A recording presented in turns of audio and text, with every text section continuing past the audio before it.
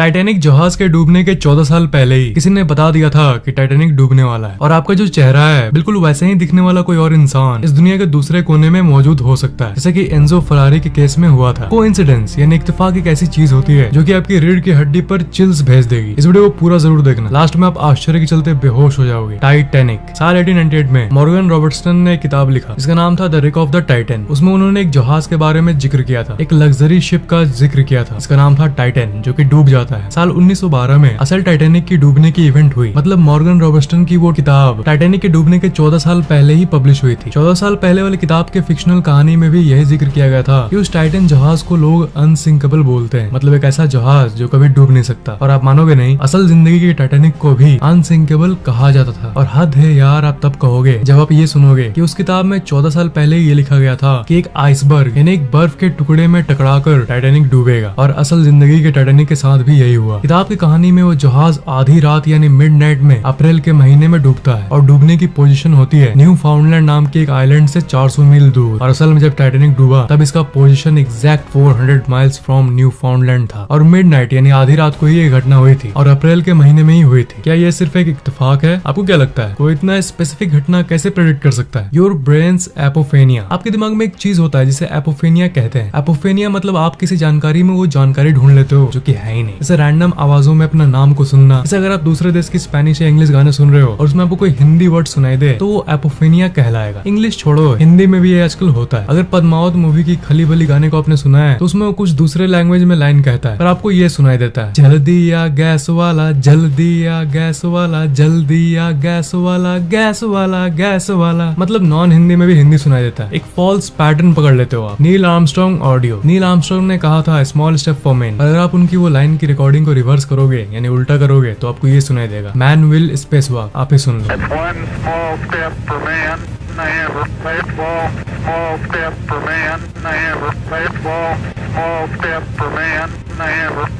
Amazing reverse audio. 7 laws of magical thinking किताब में Matthew Hudson ने कहा था कि अगर आप कहोगे ओ यू स्निफ टर्की फैट और अगर उसे रिवर्स में सुनोगे तो आपको सुनाई देगा हैप्पी बर्थडे टू यू। आप ही सुन लो, happy birthday to you, oh you sniff turkey fat, happy birthday to you, oh you sniff turkey fat, happy birthday to you. Amazing irreversible audios. अभी तो 2 ऑडियोज मैंने आपको सुनाया, उनको अगर आप सीधा बोलते हो तो कुछ और उसे रिवर्स यानी उल्टा कहते हो तो कुछ और। पर इत्तेफाक से ऐसे कई मैजिकल वर्ड्स और लाइंस भी है इस दुनिया में जो ऐसे होते हैं जिन्हें अगर आप सीधा बोलोगे या उल्टा वो दोनों सेम ही सुनाई देगा आपको। जैसे से यस, इसको रिवर्स करने पर देखो क्या सुनाई दे रहा है, से यस, से यस, से यस, से यस, से यस, से यस। क्या हो अगर आपको मैं कहूँ कि एक ऐसा पूरा का पूरा पोएम मौजूद है जिसे अगर मैं सीधा पढ़कर रिवर्स करूँ तब भी वो बिल्कुल सीधा ही सुनाई देगा आपको। जी हाँ, रिवर्स में भी सीधा। कार्स्टन जोनासन की ये पोएम है, When I wonder why what's never been so, we would lie when we say yes, yes, you know we all love you, what's never been so, hell, we are nowhere now। तो अगर मैं इसे reverse करूँ, we will lie when we say yes, you never all ruin, was never been so, we are nowhere। तब भी आपको लगभग ये सीधा ही सुनाई दे रहा होगा, है ना? Amazing isn't it? जुड़वा भाइयों की जुड़वा जिंदगी। जुड़वा भाई है वो कोई बड़ी बात नहीं है, पर जुड़वा जिंदगी हो ये तो डेफिनेटली शॉकिंग है। साल 1940 में 2 आइडेंटिकल ट्विंस जन्म के साथ ही एक दूसरे से बिछड़ गए थे। मतलब हॉस्पिटल में ही, अनाथालय में जन्म के समय ही इनको दूर दूर के फैमिली ने अडॉप्ट कर लिया था, जिनका आपस में कोई संबंध नहीं था। Unknown to each other. दोनों का नाम इत्तेफाक से जेम्स ही पड़ा और इत्तेफाक से दोनों ने लॉ की ही पढ़ाई की। दोनों दुनिया के अलग अलग कोने में रहते थे, दोनों का आपस में कोई कनेक्शन नहीं था, पर फिर भी अनजाने में दोनों ने लॉ की पढ़ाई। इत्तेफाक से दोनों के पास कारपेंटरी की महारत थी। इतना काफी आपको चौंकाने के लिए नहीं? ओके, तो सुनो। दोनों की वाइफ का नेम लिंडा था, दोनों के बेटे का नाम जेम्स ही था, दोनों का एक बार तलाक भी हुआ, दोनों की दूसरी वाइफ का नाम बेटी ही था और दोनों के पास एक कुत्ता था जिसका नाम दोनों ने टॉय ही रखा था। सोचो, जब ये आपस में बात करते होंगे तो कुछ ऐसा हुआ होगा, हाय दोस्त, तुम्हारा नाम क्या है? मेरा नाम जेम्स है। वाओ, मेरा भी नाम जेम्स है। तुम्हारे बेटे का नाम क्या है? मेरे बेटे का नाम जेम्स है। Amazing man, same here. तुम्हारे वाइफ का नाम क्या है? लिंडा। अबे ये तो मेरी वाइफ है। तुम्हारे कुत्ते का नाम क्या है? टॉय। भाई भाई भाई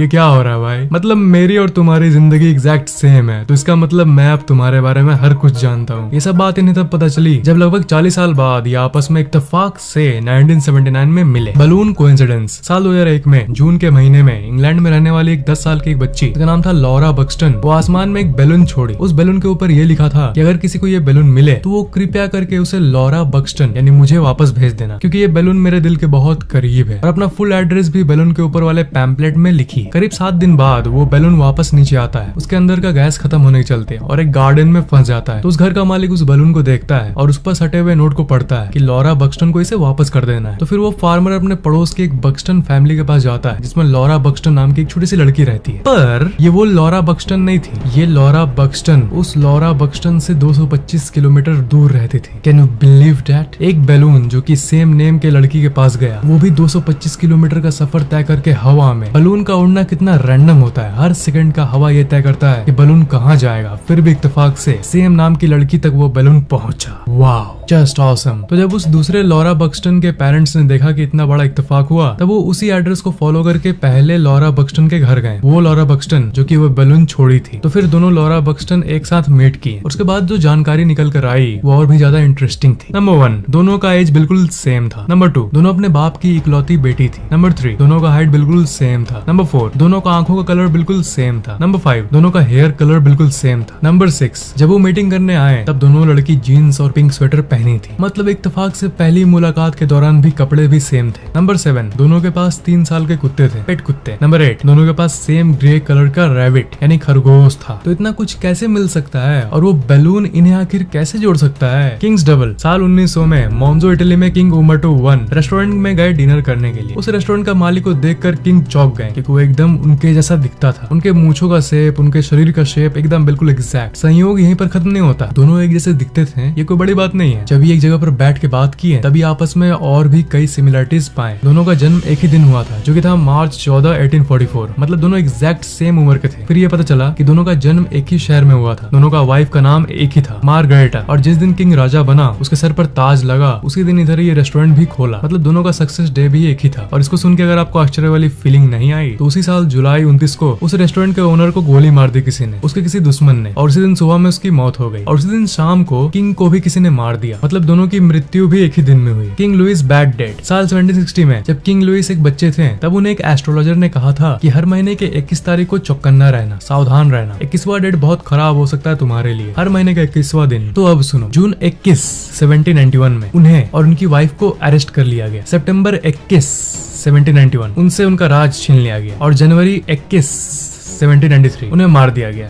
What to say now man? Enzo Ferrari and Mesut Ozil. यह है एंजो फरारी जिनकी मृत्यु 1988 में हुई थी, और इधर है फुटबॉलर मेसूट ओजिल जिनका जन्म 1988 में हुआ था। मतलब जब ये मरे उसके 1 महीने बाद ही इनका जन्म हुआ। तो बहुत लोगों का मानना है कि फेरारी के फाउंडर का पुनर्जन्म हुआ है। अब ये डिपेंड करता है कि आप पुनर्जन्म पे विश्वास करते हो या नहीं, पर जो है वो है और वो भी आपके सामने है। लाइट की स्पीड एंड गिजा पिरामिड्स। लाइट की जो एग्जैक्ट स्पीड है यानी प्रकाश की जो एग्जैक्ट गति है, वो गिजा के रहस्यमय पिरामिड का जो लैटिट्यूड है, दोनों सेम है। क्या एक इत्तेफाक है? लैटिट्यूड और लॉन्गिट्यूड को एग्जैक्ट लोकेशन पता करने में लगाया जाता है। तो इत्तेफाक से speed of light and pyramid की एग्जैक्ट पोजीशन दोनों सेम है। तो फैक्ट ये है कि दोनों मैच करता है। क्या ये सिर्फ एक इत्तेफाक है या फिर एलियंस ने इसी पोजीशन में पिरामिड को बनाया ताकि वो इंसान को ये बता सके कि हम लाइट की स्पीड से स्पेसशिप से आए हैं, और यही दिखाने के लिए अपने निर्माण को उन्होंने ये पोजीशन दिया। May be it's just a theory. Coincidence photos. अब आपको कुछ इंटरेस्टिंग इत्तेफाक वाले फोटोज दिखाता हूँ। इस फोटो में एक गाड़ी है और इत्तेफाक से इसके ऊपर लगा हुआ फोटो उसके आगे मौजूद असल पहाड़ से मैच करता है। इसी में जो किसी लड़के ने बस पर खींचा था। और इन दादाजी लोगों का आपस में कोई कनेक्शन नहीं है, पर फिर भी इत्तेफाक से ऐसा लग रहा है कि ये टकले टकले टकले एक जगह क्यों बैठे हुए हैं। यहाँ पर 2 अलग अलग डब्बे हैं जो कि मॉल में रखा हुआ है, पर दोनों के ऊपर मौजूद प्लेट की पिक्चर को अगर मिलाकर देखें तो लगेगा कि एक ही बड़ा प्लेट है, पर असल में दोनों अलग अलग पिक्चर्स है और इत्तेफाक से सेम लग रहे हैं। इस फोटो में आपको कुछ अजीब दिख रहा है? इस जगह मैं होता तो बोलता, आंटी आपका शर्ट और मेरे मोबाइल का कवर सेम सेम। इस फोटो में रिफ्लेक्शन का कमाल देखो। ये थग लाइफ कार के अंदर अंदर बैठा है या बाहर, फ्लेमिंगो नाम का चिड़िया का एक झुंड जब आपस में ग्राउंड में एक बड़ा फ्लेमिंगो बनाते हैं तब कुछ ऐसा इत्तेफाक होता है। Amazing isn't it? पहली बार देखने पर ही आप इस फोटो में अमेजिंग क्या है उसे ढूंढ लोगे। इस फोटो को ध्यान से देखो, कितने अच्छे से ये अलाइंड है ना। लग रहा है कि असल दुनिया इसी इमेज का पार्ट है। इत्तेफाक सच में एक अमेजिंग चीज है। कोइंसिडेंस यानी इत्तेफाक किसी भी हद तक जा सकता है, और ये भी हो सकता है कि बिल्कुल आप ही जैसा दिखने वाला इंसान कहीं और इस दुनिया के दूसरे कोने में मौजूद हो, और शायद ब्रह्मांड भी इत्तेफाक से आपको ये वीडियो दिखाया है ताकि आपकी जिंदगी पलट जाए। जी हाँ, मैं आपको एक ऐसी ऐप के बारे में बताने जा रहा हूँ जो कि आपकी लाइफ बदल देगी। अल्टीमेट ब्रेन बूस्टर एक ऐसा ऐप है जिसके अंदर ऐसे फ्रीक्वेंसी के बाइनोरल म्यूजिक है जो कि आपके दिमाग को और तेज करता है, आपके स्मरण शक्ति और एकाग्रता शक्ति को बढ़ाता है। और इस ऐप की लिंक इस वीडियो के नीचे डिस्क्रिप्शन में मौजूद है। और ध्यान देना, नीचे वाली लिंक ही इकलौती one and only official link, किसी और सोर्स पर ट्रस्ट मत करना। इस ऐप में आपको कई तरह के बीट्स मिलेंगे। स्टूडेंट हो तो पढ़ाई के पहले स्टडी म्यूजिक सुनो, और उसके बाद जो आप पढ़ोगे वो आपको जल्दी याद होने लगेगा। दिमाग तेज करना है तो जीनियस फ्रीक्वेंसी सुनो, और ये आपकी बुद्धि को अनलॉक कर देगा। मेमोरी म्यूजिक से आपकी स्मरण शक्ति 10 से भी ज्यादा गुना बढ़ जाएगी। और ऐसे कई तरह के जादुई म्यूजिक आपको इस ऐप में मिलेंगे। फोन के लगभग 70% वॉल्यूम में डेली बस 1 मिनट म्यूजिक को सुनो अपने गोल के हिसाब से, और आपको इसका असर कुछ ही हफ्तों में दिखने लग जाएगा। लाखों लोगों की जिंदगी पलटने वाली इस ऐप की कीमत सिर्फ ₹199 है। इस वीडियो के नीचे डिस्क्रिप्शन में ऊपर एक लिंक होगा, उस पर क्लिक करोगे तो आप गूगल प्ले स्टोर पर आ जाओगे। फिर आप इस ₹199 पर क्लिक करना, उसके बाद अपनी credit card, debit card, net banking या कोई भी पेमेंट डिटेल्स डालना, और पे करने के बाद ऐप डाउनलोड हो जाएगा और मैजिक म्यूजिक की दुनिया का आपको लाइफ टाइम एक्सेस मिल जाएगा। आपके पास थोड़ा टाइम हो तो ऐप खोल के फिर इस 3 लाइन पर क्लिक करके रेट दिस ऐप पर क्लिक करके प्ले स्टोर पर 5 रेटिंग भी दे देना। बहुत खुशी होगी मुझे। जरूरी बात यह है इस ऐप को वही लिंक से परचेज करना जो मैंने नीचे डिस्क्रिप्शन में दिया है। किसी भी और सेम नेम वाली नकली डुप्लीकेट ऐप को यूज मत करना। वीडियो के नीचे मौजूद लिंक ही इकलौती ओरिजिनल ऐप की लिंक है। इन सारे म्यूजिक में ऐसे परफेक्ट फ्रीक्वेंसी मौजूद है कि वो आपके दिमाग के सारे पावर्स को अनलॉक कर देगा। एक बार ट्राई करो, आप चौंक जाओगे। लिंक तो वीडियो के नीचे डिस्क्रिप्शन में मौजूद ही है। दोस्त, खरीदने के बाद एक काम जरूर करना, ऐप को खोलना, फिर इस 3 लाइन पर क्लिक करना, फिर रेट दिस ऐप पर क्लिक करना और 5 स्टार रेटिंग दे देना। इससे हमारा मनोबल और बढ़ेगा। वीडियो को लाइक, कमेंट और शेयर जरूर करना, और अगर आपने अभी तक सब्सक्राइब नहीं किया है तो सब्सक्राइब जरूर कर लेना, और अगर आपने अभी तक बेल आइकन ऑन नहीं किया है तो ऑन जरूर कर लेना।